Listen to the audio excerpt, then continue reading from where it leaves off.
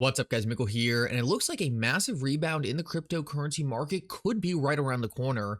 In this video, I want to share with you some breaking news about a Bitcoin spot ETF because guys, this is something I have been speculating a lot on this channel. I have made it clear to you guys how important I think it's going to be to kickstart the next bull market. In this video, I want to break down some information that just got released that could show a Bitcoin spot ETF could be days away.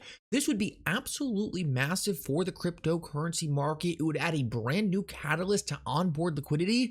Make sure to stick around for that. This is big. Towards the end of the video, I also want to show you two attorney opinions on whether or not the SEC is actually going to appeal the Ripple SEC case. There's been a ton of people running around on Twitter saying that the only reason the SEC dismissed their charges against Brad and Chris was to appeal the Ripple SEC case sooner. In this video, I want to show you why two of the smartest lawyers in this community don't necessarily think that is true. Make sure to stick around to the end of the video to see that. You are not going to want to miss it. Like always, your support means so much to this channel. If you enjoy these videos, make sure to take a quick second to like this video and subscribe to my channel. It's really going to help me out so much. Also, if you ever need a good place to buy some XRP or the Flare token, make sure to check out my favorite exchange Uphold down in the description of this video.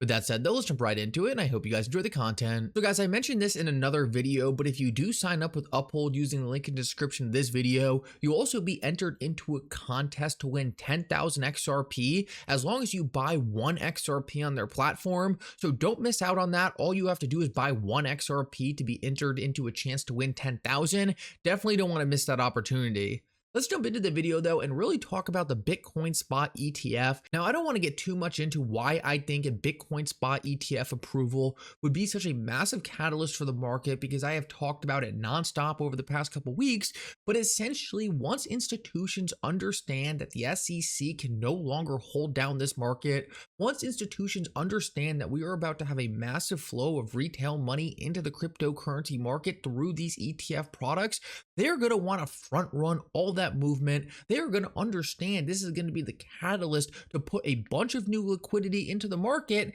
and they're going to want to get in front of that.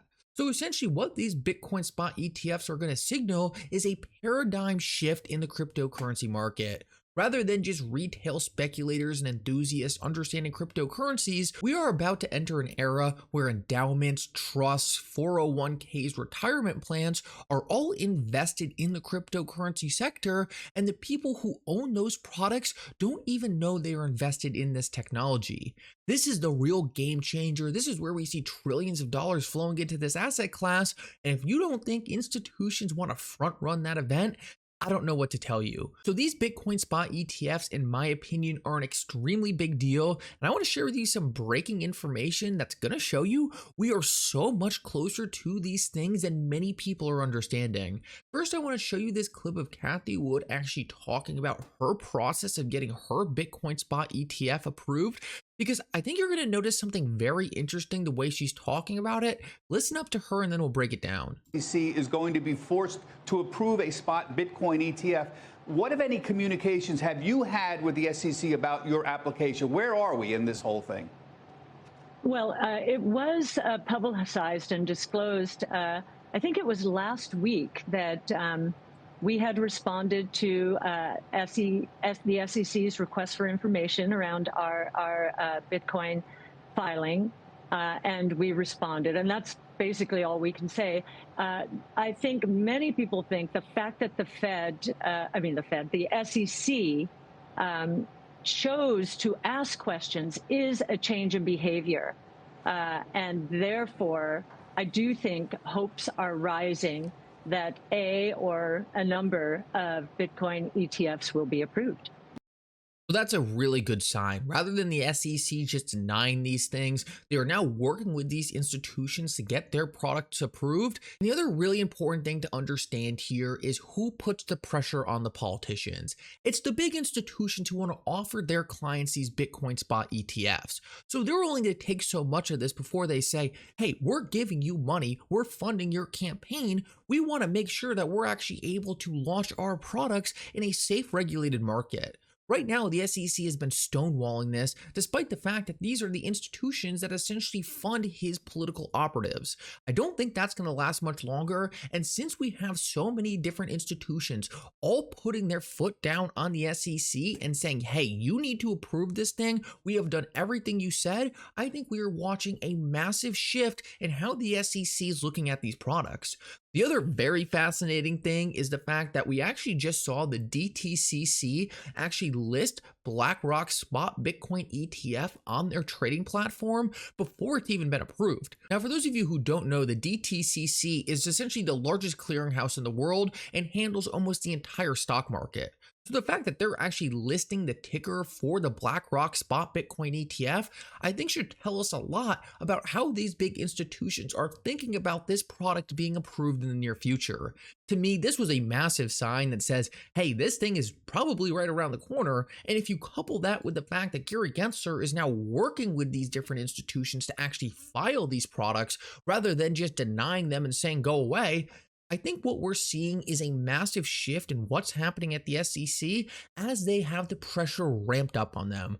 This is something I have been saying was going to happen. Now, the pressure came from a different place, admittedly, than I thought it was going to come. I thought it was going to come from Congress.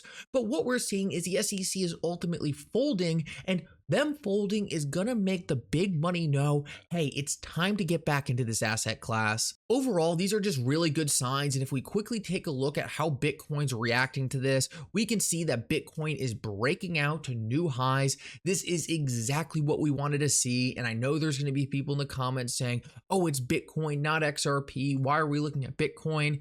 Guys, XRP follows Bitcoin. It always lags. It takes a little longer, but when it gets moving, it always moves much faster and much bigger. The fact that Bitcoin is showing strength because of these Bitcoin spot ETFs is absolutely massive, and I really do think we are on the verge of a massive change in the entire cryptocurrency market. So I want to finish this video off and talk about what's next in the Ripple SEC case now that the charges against Brad and Chris have been dismissed.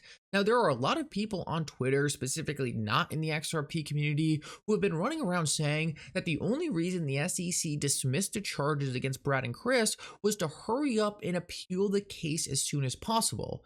Essentially, those people were making the correct point that the SEC could not appeal this case until it was completely over, and that's why they dismissed the charges against Brad and Chris, because they want to appeal this case now, and the only way to do that was to wrap up the charges against Brad and Chris and not bring those to trial. Now, those people are half right, but they're missing something very important. We still need to wait for a punishment for Ripple for their institutional sales. Ripple's institutional sales were deemed securities, and we're not going to get a ruling on whether or not Ripple has to pay the full amount the SEC asked for, I doubt it, or some lesser amount, the more likely solution, for 6 to 9 months. So the SEC is not going to be able to appeal this immediately, and that's what a lot of people are really missing. But the thing I really want to cover here is if the SEC appeals, what's their chance of winning? Now, Jeremy Hogan broke down the entire thing and actually gave us a percentage on how likely it would be that the SEC actually wins at approval, and he came away with a 2% chance. Now, Jeremy Hogan has been extremely accurate through this entire thing and has gotten very little things wrong, and he thinks there is almost no chance that the SEC is actually going to win on appeal. Now, the other thing we need to take away from this is he doesn't think this could happen until 2026. It's possible Gary Gensler isn't even at the SEC by then. It's possible we have clear rules of the road in the United States that make a lawsuit against Ripple make absolutely no sense. So the real point I'm trying to drive home here is that, as Jeremy Hogan says in this tweet, the Ripple SEC case for all intensive purposes is over. And attorney Fred Rispoli actually agrees with this. He says that based on the SEC's actions in their motion to dismiss the charges against Brad and Chris, it looks like the SEC is ready to crunch the numbers and wrap this one up for good. Guys, two very smart lawyers in the XRP community are both looking at this case and saying, I don't think the SEC is actually going to go through with appealing this thing, and I have to agree with them. There are a lot of people in the cryptocurrency community who are yelling right now that the SEC is 100% going to appeal this thing. Guys, based on the people who have been right this entire time, they're not so sure, and I tend to agree with them. The SEC lost badly in the Ripple SEC case. They were embarrassed, and their chance of winning at any point going forward is extremely low. I think it's time the SEC starts picking on some other people in this industry. I think it's time they take some easier cases and maybe go after people who actually do something wrong. Anyway, guys, I hope you enjoyed this update. If you did, make sure to like and subscribe. It really does mean so much. And for now, Mickle out.